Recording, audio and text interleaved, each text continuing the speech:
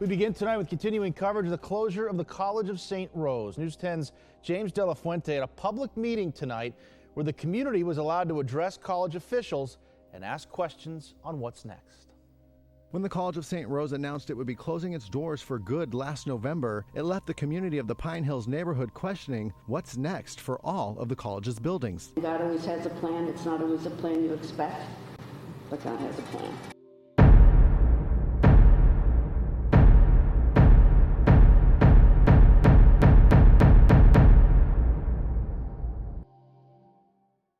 With St. Rose shutting down so soon after I graduated, it kind of got me thinking on my whole time back in college and what made me decide to go in the first place. You know, back in 2017, I had a really tough decision to make. Either go to school for music and pursue my new passion, or go the tried and true route and make my parents happy with a degree in forensic psychology. That kind of got me down the rabbit hole of thinking, is going to college for music worth it at all, with the ability to grow a following through social media and all the information available on YouTube. In this video, I want to tell you guys a little bit more about my decision to go to school for music, as well as maybe help you figure out some things and see if going to college for music is right for you.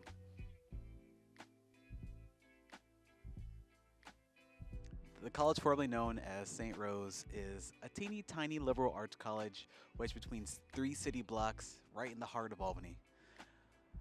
And now it's a ghost town. This green used to be vibrant, full of people, spring is coming and there's nobody out here. I remember the good old days of playing frisbee and just doing whatever between classes on this screen. But it seems like everyone's transferred out already.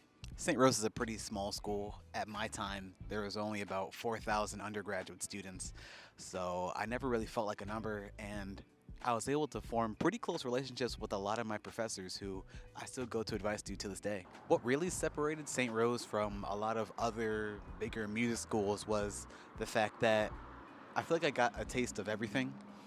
Whether you wanted to be the head of Atlantic Records one day, you still had to take voice lessons twice a week, and you still had to take recording classes a couple times a week. And even if you just wanted to be a singer, you still had to take classes in things like copyright law and know how to run a soundboard. I personally loved being able to get my hands on every facet of the industry and absorb all the knowledge that I could.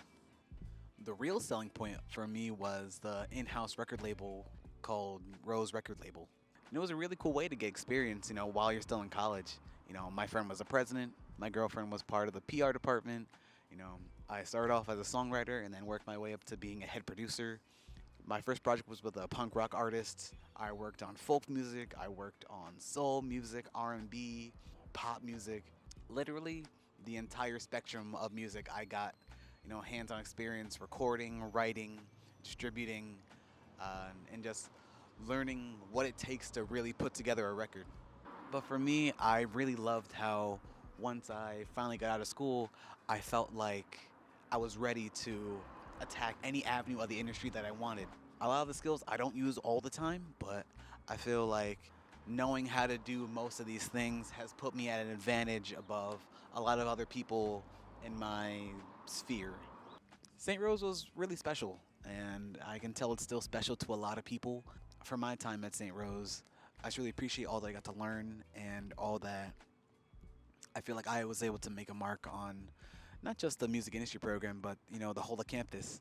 I was a tour guide, I was an orientation leader, I was a peer leader, I was the face of a lot of the TikTok ads during the pandemic. I did a lot, and, I really appreciate my time here, and it's sad to see it go. The most common argument that I usually hear against going to school for music is the fact that you can learn most of this stuff on YouTube. Trust me, I supplemented a lot of my classwork with YouTube and TikTok videos like 8-bit music theory, teaching me about composition and video games and different song forms, and just how fascinating that whole world of video game music is. Guys like Music Tech Help Guy teaching me the ins and out of Logic Pro and what a compressor does and what types of EQs are available in Logic. Even to this day, I'm finding new YouTubers to learn from, like Ryan Leach. He gives amazing explanations of composition techniques and shows you how to make amazing arrangements for yourself. That wasn't stuff I learned in school and just came into my own, but now I'm getting paid to make orchestral arrangements for artists pretty often. There's Paul Davids, who taught me so much about guitar and just his passion for all different styles and techniques. And he even goes into, different types of guitars. Like, he is my guitar guru. He really taught me so much when I bought my first guitar during COVID. And watching his videos and just noodling on the electric guitar was how I spent most of my time in quarantine. Then there's Joe Gautry, someone who I just recently learned about, and he does a whole series on being a beginner beat maker, and he's tracked his journey from day one. He's 2 years in now, and he's, making almost a full-time income from beat making, and it's just so inspiring for guys like me who are also just starting out on this journey. And honestly, he really inspired me to start making these YouTube videos because his were just so informative.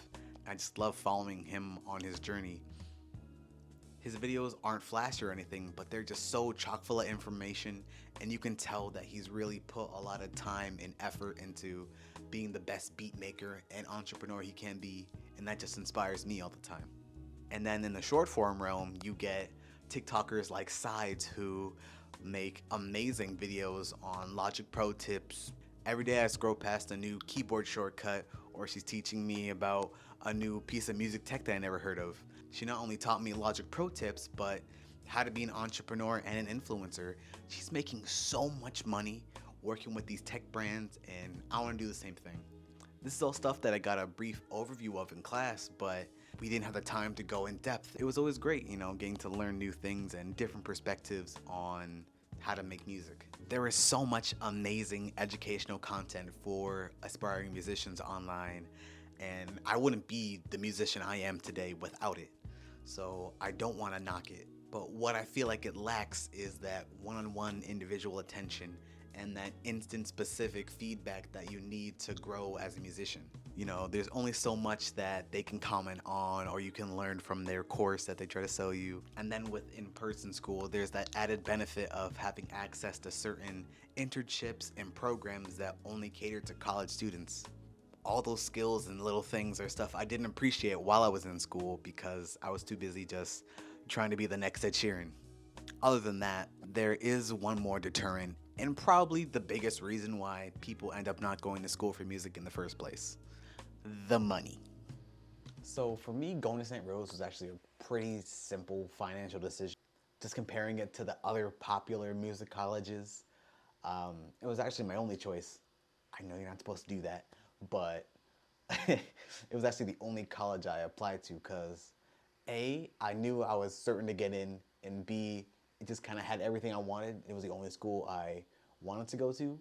So yeah, but don't do that if you're gonna apply to college. Apply to more than one. But yeah, let's compare like NYU and St. Rose's college tuition.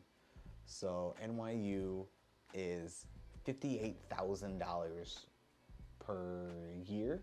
Yeah, per year. Comparing that to St. Rose tuition, which was only $36,000.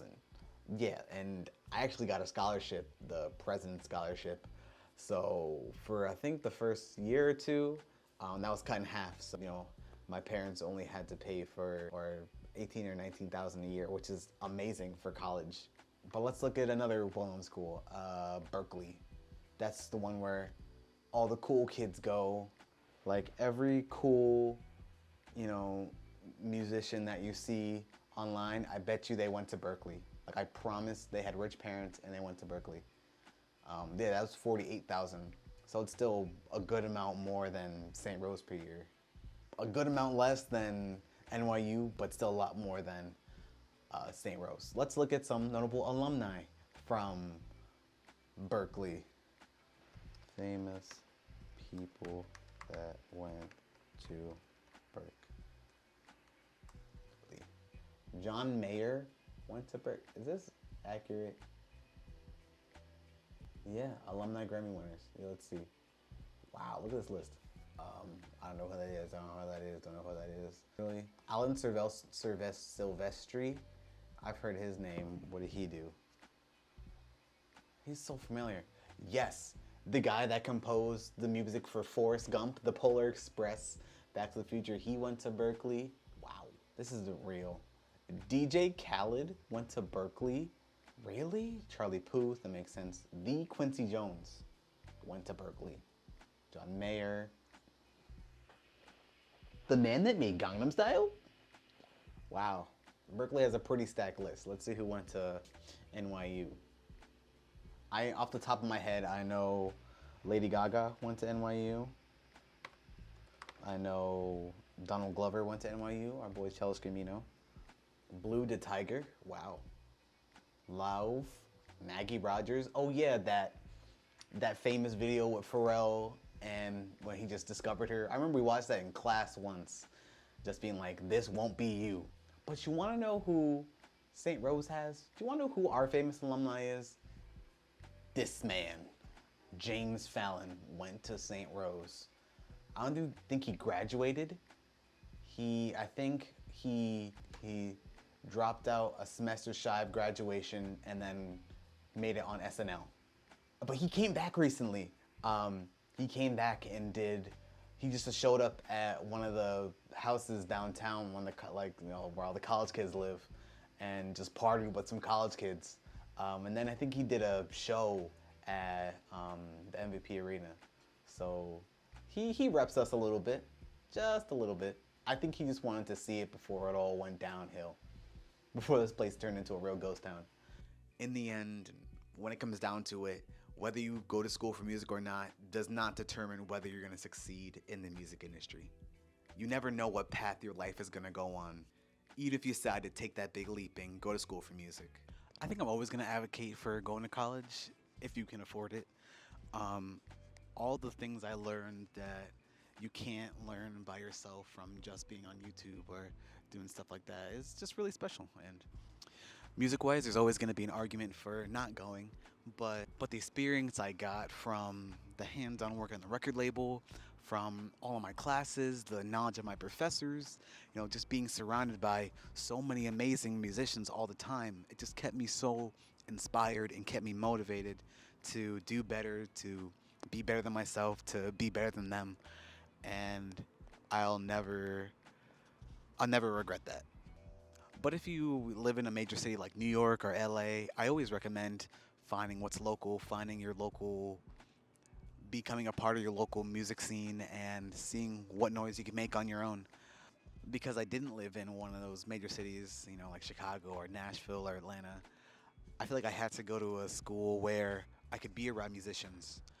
But if you have that around you already, just go for it. See what you can do, get your hands in the industry, intern at a studio. There's plenty of music industry jobs available that don't need a degree. Because at the end of the day, all it comes down to is who you know and how much effort you're willing to put in.